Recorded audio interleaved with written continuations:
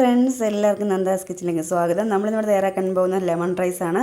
നല്ല ടേസ്റ്റി ആയിട്ടുള്ള നല്ല ലെമൺ റൈസ് നമുക്ക് എങ്ങനെയാണ് തയ്യാറാക്കി നോക്കാം. അത് നമ്മൾ പൊന്നിയരി വെച്ചാണ് എടുക്കുന്നത് കേട്ടോ. അപ്പോൾ നമുക്ക് ഈസി ആയിട്ട് തന്നെ തയ്യാറാക്കാൻ പറ്റും. എല്ലാവരും ഒന്ന് ട്രൈ ചെയ്ത് നോക്കുക. നമുക്ക് വീഡിയോയിലോട്ട് പോകാം. എങ്ങനെയാണ് നമുക്ക് ലെമൺ റൈസ് തയ്യാറാക്കുന്നത് നോക്കാം. ഞാനിപ്പോൾ ഇവിടെ എടുത്തേക്കുന്നത് പൊന്നിയരിയാണ്. പൊന്നിയരി വെച്ചാണ് തയ്യാറാക്കുന്നത്. അപ്പം അരി നമ്മൾ ചോറ് വേവിച്ച് വെച്ചേക്കുന്നതാണ്. നമുക്ക് സാധാരണ ചോറ് വെച്ചും ചെയ്യാം, ഇത് പൊന്നിയരി വെച്ച് ചെയ്യാം. പിന്നെ നമ്മൾ ബിരിയാണി തയ്യാറാക്കുന്ന കൈമ റൈസ്, ഏത് റൈസ് വെച്ച് നമുക്ക് തയ്യാറാക്കിയെടുക്കാം. അപ്പം നമ്മളിത് വേവിച്ച് വെച്ചേക്കുവാണ്. ഇച്ചിരി ഉപ്പിട്ട് വേവിച്ച് വെച്ചാണ്. ചട്ടി അടുപ്പത്ത് വെച്ചിട്ടുണ്ട്. നമുക്ക് സാധാരണയായിട്ട് ഇത് ഉണ്ടാക്കുന്നതിനകത്ത് അവർ ഒക്കെ വെളിയിലുണ്ടാക്കുമ്പോഴത്തേക്ക് ലെമൺ റൈസ് ഉണ്ടാക്കുമ്പോഴത്തേക്ക് നല്ലെണ്ണയ്ക്ക് ഉണ്ടാക്കുന്നത്. നമ്മൾ നല്ലെണ്ണ ഉണ്ടെങ്കിൽ ചേർത്ത് കൊടുക്കാം. ഏതെണ്ണയായാലും കുഴപ്പമില്ല. ഞാനിപ്പോൾ ഇച്ചിരി നെയ്യ് ചേർത്താണ് തയ്യാറാക്കിയെടുക്കുന്നത്. നെയ്യ് ഒഴിച്ച് കൊടുത്തിട്ടുണ്ട്. 1 ടേബിൾ സ്പൂൺ നെയ്യ് ഒഴിച്ചെടുത്ത് കൊടുത്തിട്ടുണ്ട്. അപ്പം നമുക്കിനി ഇതിനകത്തോട്ട് കടുക് ഇട്ട് കൊടുക്കാം. കടുക് ഒന്ന് പൊട്ടിയപ്പോൾ ഒരു നുള്ള് ജീരകം ഇട്ട് കൊടുത്തിട്ടുണ്ട്. ജീരകം പൊട്ടി വന്നിട്ടുണ്ട്. നമുക്ക് ഇതിനകത്തോട്ട് പരിപ്പ്, വറ്റൽമുളക്, ഉഴുന്ന്, അതുപോലെ കടലല്ല കപ്പലുണ്ട്.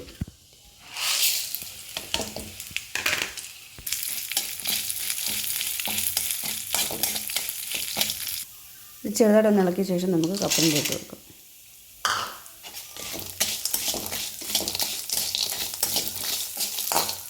ഞാൻ അതിട്ട് 2 പച്ചമുളകും ഒരു ചെറിയ കഷ്ണം ഇഞ്ചിയും കറിവേപ്പിലയും ഇട്ട് കൊടുക്കുക.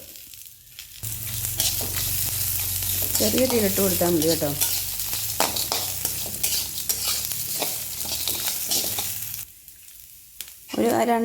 ഒരു മിനിറ്റ് ഒന്ന് ആ പച്ചമുളകൊക്കെ ഒന്നിട്ട് വഴറ്റിയ ശേഷം നമുക്ക് തീ അങ്ങ് ഓഫ് ചെയ്യാം. അതിന് ശേഷം നമുക്ക് മഞ്ഞൾപ്പൊടി ഇട്ട് കൊടുക്കാം.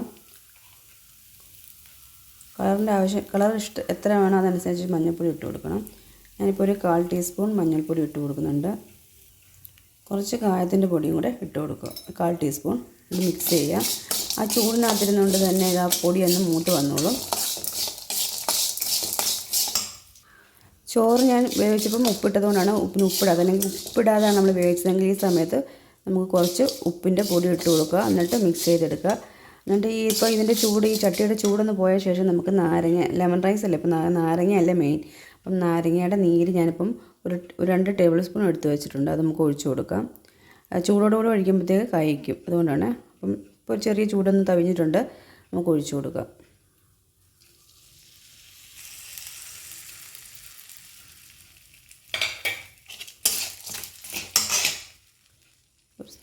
ഒരു നുള്ളു ഉപ്പിട്ട് ഞാൻ കൊടുക്കുന്നുണ്ട്. ഇനി നമുക്ക് ചോറ് ഇതിനകത്ത് ഇട്ട് കൊടുക്കാം. നമുക്ക് നന്നായിട്ട് മിക്സ് ചെയ്തെടുക്കാം.